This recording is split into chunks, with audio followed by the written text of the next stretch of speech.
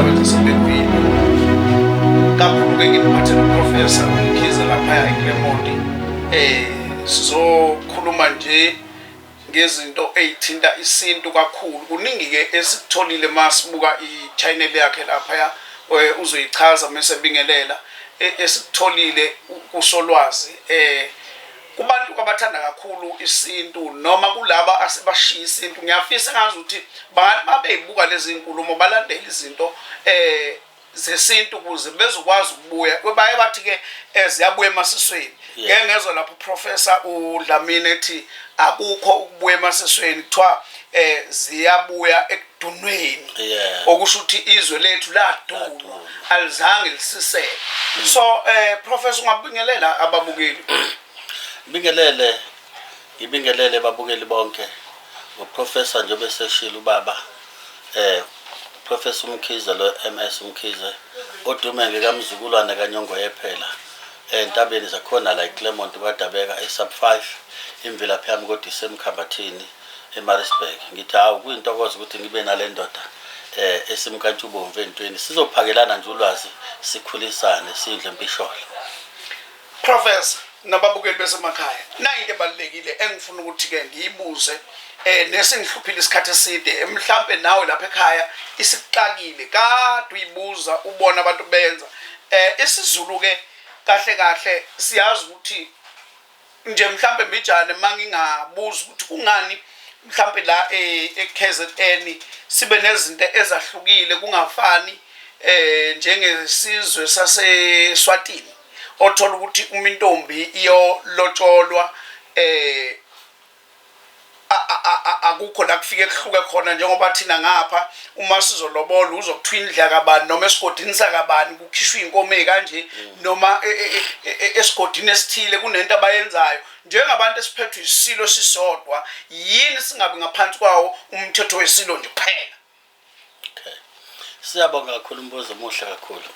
Ngiyacabanga ukuthi kukhona lento ekuthiwa isiko nento ekuthiwa umkhuba. Mhlambe njengoba si amanguni, igama elithi amanguni lisho ukuthi si universe sihlangene, khona iMpondoland, khona iXhosaland, khona iZululand, kanjalo indebele, umpedi, umswati nani. So ke ngicabanga ukuthi ngeke sikwazi ukufanana. Ake sijobe ekhulume ukuthi singamaZulu inkomo zingafani mhlambe noma elobolweni. Khona lokho kuthiwa isigodi nesigodi sinomkhuba waso noma sinosiko laso. Angeke kufane nqamashe ngoba mhlambe endlunkulu kaZulu futhi mangase kuthiwa sifanane phela indlunkulu yona ihluka kakhulu ke ngoba ngisho uthatha intombi esendlunkulu kuhlukile indlela okwenzeka ngayo ngisho inkomo azilingani. Okubiza ukuthi ke kahlahle kufuna kubheka ukuthi emalobolweni noma emasikweni kahle isiko laliqanjwe kanjani, laliqanjelweni. Kukhona isiko eliqanjwa ngoba lalifike mhlambe ngomlando othile ukuthi endaweni ethile indoda ethile ayikanje bese kwenziwa lelo siko lithile ngokomlando. So akulula kufana ngoba enye izinto isukela emlandweni ukuthi umlando akeke njana le ekhaya kaMkhize masilobola thina senza ukuthi nokuthi ngoba kunomlando wekhehla la le ekhaya. Kanjalo ke nangale futhi kaMthembu kunomhlolo walakhona ngoba kunomlando wakhona kodwa iqiniso lithi siphethwe isilo esisodwa. Inkinga iya ngemilando nangezibongo ukuthi kulesi sibongo khona umlando wakhona uthini. Manje akulula ke kufane ncamncame uMkhize noMthembu noHadebe. Ngeke kuzokwazi ukufana ngoba ke lapha masikhuluma ngesiko sikhuluma ngesiko ke sithi mhlambe ngaZulu umthetho uthi yes. Ngiyacabanga ukuthi nalapha eSwatini njengoba bephethwe inkosi yinye zikhona izibongo ezinye kodwa futhi umthetho munye makuthiwa bayalobola. Yes. Lana ke kuthina sihluke ngani kubona? Mhlambe sihluke ngokuthi nje ngasho phambilini ukuthi eSwazini kaMswati umlando wakhona wawuthini kuze kubekwa inkosi yakhona. KwaZulu wawade uthini umlando wakaZulu kuze kubekwa ubukhosi bakwaZulu. Ngicathi ke iqala lapha ekuthini ithini ifundamentality yalobu bukhosi bobobili ubukhosi bangala babusuke ngaphi ngeke kufane incamo mhlawumbe ke nje mongabe ungangicacisela ke ngoba ngifuna ukugxila kakhulu la emalobolweni ukuthi masikhuluma ngeenkomo la siyayisizwa kuthiwa inkomo zu11 mhlawumbe mongangicacisela ngenkomo ekuthiwa yomqhoyiso inkomo yomqhoyiso ibaluleke ngani inkomo yomqhoyiso ake siqale la inkomo ukuze sibe u11 kahle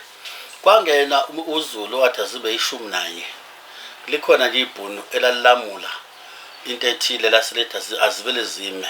zibe 11 ngoba kwakhona impi yayikhona nombango ekulobolaneni kwabantu lagcina sekuyilelo bhunu ke ela usomtseyo owamisa ukuthi azibe 11 akusona kahle isibalo sakaZulu ukuthi kube u11 kulobola cha ekulobola kwakuthi uza lokho nako ngoba sikhanda ubuhlobo obuhle noma ukhiphe imbili noma zintathu kwakuvumelana kwalemndeni emibili kahle eqinisweni kwangekona uthi lobolo elesizwe ukuthi kube nomgomo wesizwe cha u11 lo waqhamuka kusomtseyo enkanto ngelanga kasingange enkantolo kodwa kwase kubophena abantu abathile kwagcina sethu somtseyo azivele umeke umgomo wokulobolana ukuze kwazi ukuthi kusuka la kuhamba la kugcina la ibhune lakhipha ukuthi akubo 11 kwangewona kahle umlando wakaZulu ukuthi akulotsholane ngo11 bese bamqhoyisa abanye ke baye inkomo kamama ke uyomqhoyiso ukuthi phela umama owazala intombi yakhe kudinga uthathole okuthile ngayo inkomo yomqhoyiso ke leyo kuba njani ke ma ukuthi uyitholile intombi wayifica ingaseyona intombi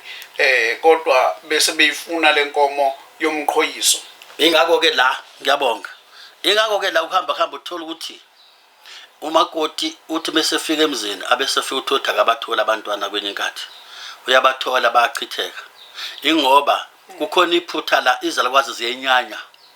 kufika umakoti la ekhaya ngaseyona intombi kodwa kwasekade kuthiwa ke akuthwala ukuthi inkomo ifunakalele inkomo kaMama ebingasafanele ngoba lenkomo kaMama fangabe yakho kwayilo muntu kuphela owona umntombi bentombi wena mkhwena usuzolobolo imisela sewubizwa futhi lenkomo ekugcineni sekuthwala ukuthi ke ziyakhala ke manje lezalukwazi ukuthi sithola umuntu ongentombi into kodwa yathatha inkomo yethu so lokho kwamamba kube nomphumela nomthelela lapha ekutheni emendweni wabo kube khona kuzokwenzeka osekufuna umuntu owahlola ukuthi yini umakoti bethu uthola abantwana abachitheka noma ngabathola ingoba khona inkomo ekhalilekayo eyathathwa kungafanele ziyakhaliza kwazo yeah okusho ukuthi noma into ingenzeka kodwa khona abaphansi ababonayo iqiniso lithi njengoba ngithe uma ukulobola kwakusuke kuhlanganiswa abantu imindeni emibili engasekho umndeni wakaMkhize nomndeni wakaNxumalo kusuke kutshelwa lemndeni ukuthi nangu umakoti na insizwa sifisa ukwakha ubuhlobo bebunye lo buhlobo sibakha lapha phansi kwabangasekho yiko kumele kube nento ezophuma kulotsholwane ngamanye amazwi asilobolani nje thina nje kodwa kusuke kushadaniswa amathongo ingakho ke kugcineni kuhambe kube khona la umkhwenyana ekuzothi unikwe indlakudla abesethelwa ngenyongo lapha ya ekhweni lakhe ingoba useyabikwa edalweni zalekhaya ukuthi usemkhwenyana amazini la ekhaya mengena la ekhaya ngamanye amazwi ukulobola kushadaniswa labo bamkhulu nokhokho abala ekhaya nabangale ukuthi bazane ukuthi nabo ubuhlobo sakho ubuhlobo kubantu abangasekho eqinisweni kahle hayi kunzima bathi ngempela isiZulu sinzima nakho ke engifisa ukukwazi nawe lapha ekhaya kuzokusiza mhlawumbe usuwahamba ocela wafika nenkinga bakufuna o30,000 ngesicelo professor umuntu uyacela basho imali abayifunayo ukuthi njengamanje sizocela umuntu uyabheka le mali izinkomo mhlawumbe ezintathu kodwa kuthiwa bengabalandawo kunjengemali nje usukubapha yona kuyiqiniso kangakanani njengabantu asenosolwazi esizulwini ukuthi ngempela kukhona imali evela iphume nje kuthiwa iphiwa abantu basemzini ngokwesikhathi samanje sesizothi yebo kuyiqiniso ngoba vele into esiyenzeka kodwa sizobuyela ekutheni kahle iqiniso njengoba ngisho ukuthi la kusokwakhiwa ubuhlobo qala kwakhishwa nje imali encane kabi ngoba inhloso ukushada ukuthi labantu asebethandene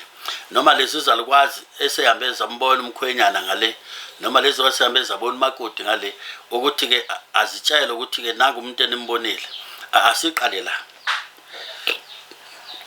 kahle umendo ingako bekuyayithiwa khona amasiko enziwayo bese kuthiwa intombi ingoba kusekuthiwa idala zihambe zomkhulisa noma zomfunela umendo ngokuhlela ngelilanga ke ukuthi kusuke laphi ukuthi idalwa izona esuke zifuna umendo zifunela intombi noma indodazazi noma zifunela insizwa kuthiwa nange umakoti esimbonayo abangasekho uthola ukuthi uzothi uyahamba kuthiwe yabona lo makoti wamthola akuyena wakho wabantu abadala wamnika abantu abadala kufuneka uqala ibheke lapho indaba ukuthi isukisha ukuthini isuke laphi kahle kahle ukuganisana kwabantu akuyona ukuthi kufanele ubheke ukuthi lo mntwana ngamfundisa udokotela kufuna kubuye imali zami zokumfundisa la sekudlalwa esikhathini samanje kukhishwe labo 30,000 athi umuntu ngoba phela mningane yami ineziqi namajazi ngayifundisa akukho esintwini kahle kahle noma osikweni kahle kahle lesintu lokho khambini kuba umthelela mhlawumbe kwabaphansi bathukuthela ukuthi la kunemali eseyidleka ngendlela engayona noma engekho emthethweni akubini imbangela masibuka ema-divorce eqhuma njengamanje abantu beshadile bekade beshada uthola uzaka sawuqeda unyaka behlele emshadweni uyabona sebeyadivorce lezo zinto ungathini mawutshela ababukeli osekhaya nalo senkingeni ukuthi naye kwaba senkingeni efana nayo but akazi ukuthi isolution ini inkinga ekhona ke ngiyabonga iqala abantu abadala bangenelela la sekuthanda ungabi naso linye khona amongst you two families uma ukhiphile lo 30,000 ngenhliziyo enhle akunasici akwenzeki lutho kodwa indaba iqala ekutheni lo 30 ukhiphe uyakhononda noma uxoxile nalo phathini wakhe ekodala amandla ngakakunawo bengeke basiphulele abese bethi laba cha ngeke sikwazi kumgomo wale khathini uthi u30,000 noma ngaphezulu kwalo futhi sikwehlisele kabi nje kwale mali incane kabi ngalesikhathi usukhona ndile ithongo lakho nezalukwazi zakho zikhipha le mali ziyakhala iqala lapho ke indaba uthi umendo wena uxege ngoba emalobolweni uze kulokuthiweni langa yazi enkomeni ezaphuma zamalobolo kwaba nenkulumo kwaba nenhlambuluko kwenkathi kusengeyona inkomo leyo yamasondo esokade ikhulunyelwe kuqala la emalini ukuthi umkhweyana ezabazela ukukhipha le mali abamnika ngendlela engcecemezela nabantu abadala ukuthi inhliziyo ayisakuthokozeli ayisakujabuleli lo mendo ke vele usungasenayo iblessing noma isibusiso sasemsamo ngaphandle kwesibusiso somfundisi nesibusiso sakhe kodwa into ebaluleke emendweni isibusiso sasemsamo mhlawumbe sengambe ngadomba ngiyayithanda impendulo yini ucela ini isihlobo esihle angithi phela umkhongi mefika bethi sizocela isihlobo esihle ngokuzwa isihlobo esihle ngokuzwa kwami phambilini nje ngixoxa nobaba lapha ekuthunqa umalo wabaveza ukuthi ucela uyacela nangemali u200 yes ngoba usuke ucela ukwazi nenkomo ke mhlawumbe umbekele mbijana silungise lo muntu osonakele ekhaya njengoba lishilo ligama lathi ukuzocela akuzile ukuzophoqa kufuna sibheka umuntu mayicela usuke encenga ngizoncenga nokuzozazisa ukuthi la ekhaya sesibona imbali bese sizocela ukuthi kube khona lobudlane bethu abuqhubeke beye phambili kunjengenokho kuzongqongqoza qoqonqo besicela ukuthi ke siqhubeke la ekhaya ngoba sekukhona imbali esiyibonile ngame amazi ngisho nga100 ngisho nga50 ngoba usazocela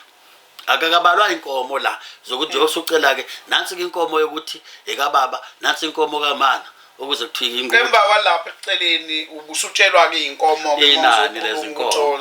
yes usutshelwa ngalezi inkomo ke zaleli ibhuna ngilishilo seziyishumi nanye uma intombi seyintombi into ingazithola emntwana Professor ngiyakuzwa ngiyacanga ukuthi nombukeli uyezwe ekhaya kodwa ke nayi into engifuna ukuthi uyicaciseke lapha nakho ke ngiyamthola unomntwana inhloso ukuthi kodwa ngifuna ukuthi azogana kithi avusumuzi wakithi njobe nomntwana umtholele ekhaya ehlele ekhaya ikuphi okufanele ngikwenze kuleso simo ngicabanga ukuthi niyaxoxisana kahle kahle masikhuluma ngelobolo sikhuluma ngemndeni emibili exoxisanayo umthole wangakufihlela wakutshela usenomntwana uthuma abakhongi nisebeyazi bokhonga umuntwana noma intombani ngeseyona intombi into engeyona intombi nje iyaze yathola umntwana kukhona ukuthi umuntu akanawo umntwana kodwa akayona intombi kodwa akanawo umntwana ukunje kuphela bese walingeka baphela kumntombi ileyo nsizwa ke eyafika kuqala kodwa la enkomeni bayibathi siyaphuka ke bathi siphuka zibe2 ngicela kodwa lokho akuwona umgomo kodwa kuba sekuxoxisaneni awukho umgomo obekiwe nje ngqo okwi-constitution ukuthi mase esenengane senomntwana sekuphuka inkomo ezingaka kubhaliwe ndawo xoxisana imindeni emibili. Hayi kunzima lalela. Ngizame ngolunye unyaka. Professor. Hayi lento ngene isiziphele.